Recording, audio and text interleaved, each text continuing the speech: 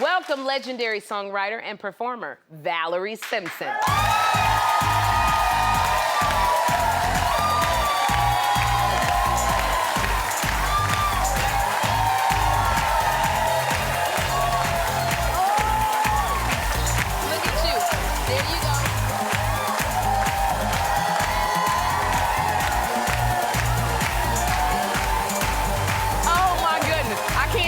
You, Valerie.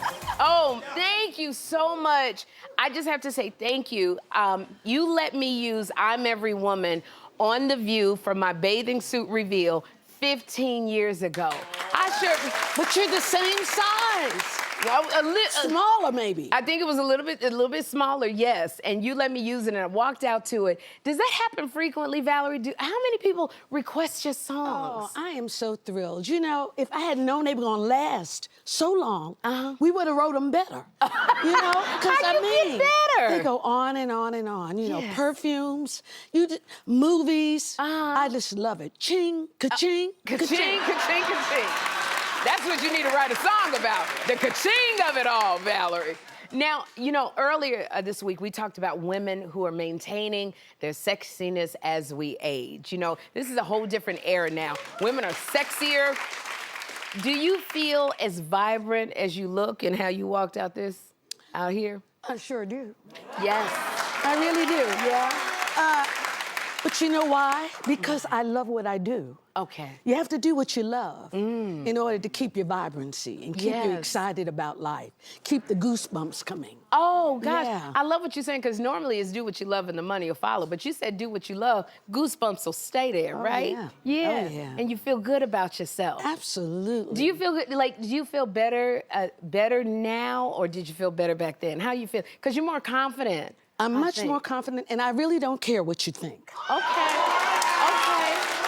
Yeah. You know, I've been tried and tested. That's right. And I know myself now. So, and you know yourself. You know, it doesn't bother me the way it used to. So when you look in that mirror, Valerie, what do you see? Who do you see? I see a woman that has come a long way and still got a long way to go. You better go ahead, Miss Simpson. I am such a big fan of Ashford and Simpson. Oh. And yes, I am. Ooh! That sexy hot picture there.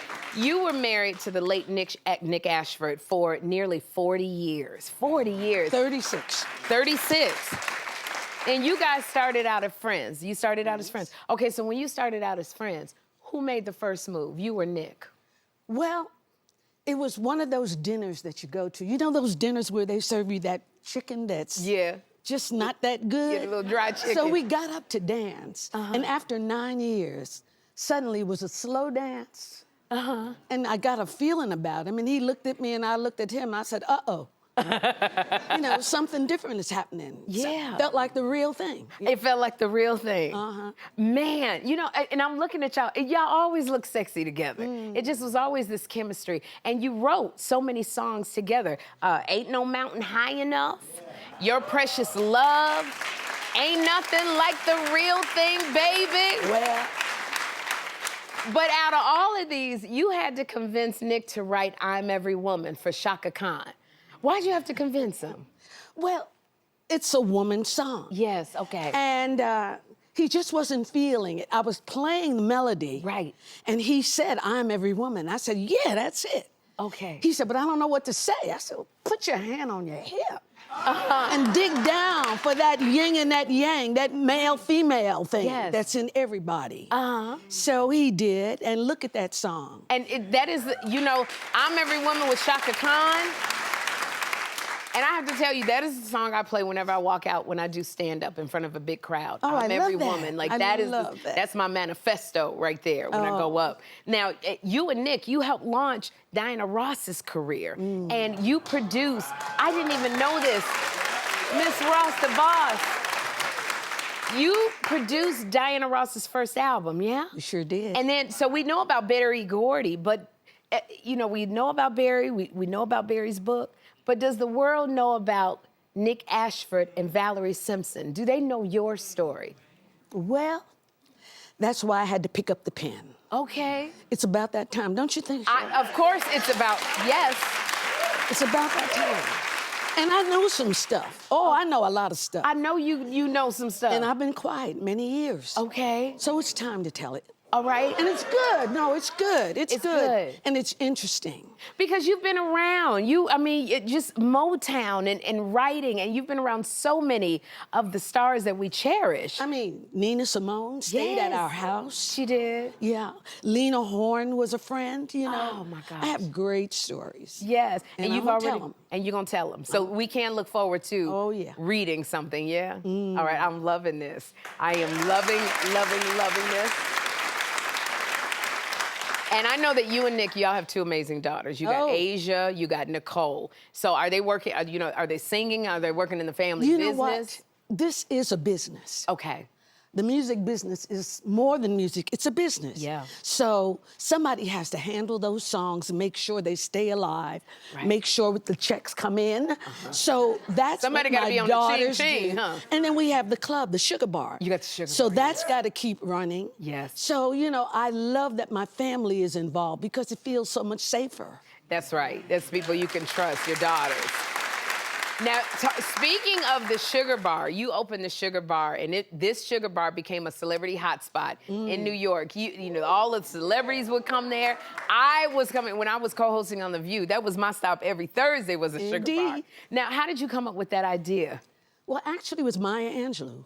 Really? She always used to gather people together. And Nick said when we found that space in the building that we had, he said, I want to have a club like that so that we can have People our friends. You know, entertainers need somewhere to go too. Yes, yes. You know, you want to relax and be around people that you can be comfortable with. Yeah. And let your hair down or take it off or whatever.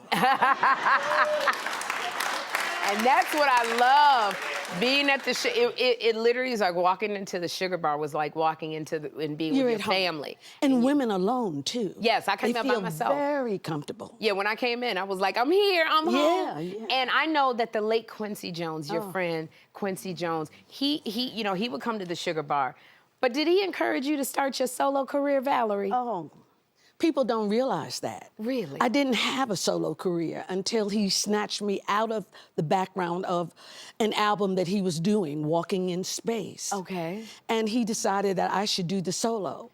And then I realized I had a voice, you know. And from there, I went on to do many things for him, you know, Bridge Over Troubled Waters, and we even wrote together. Did y'all do the Wiz soundtrack? Yeah, did you? yeah, Oh we my did gosh, 2 songs. Yes. Did 2 songs. Ooh-wee. Can you tell us something, because we did a little tribute to Mr. Quincy Jones. Can you tell us, is there something that we don't know about Quincy that you as his friend Well, would know? not only did he start my solo singing, but he treated me and Nick like family. So we were my first private plane ride. Really? With him and Clarence, you know, his buddy. Clarence Avant. Yes. And he was married to Peggy Lipton at the time, and we were away for like about 2 weeks.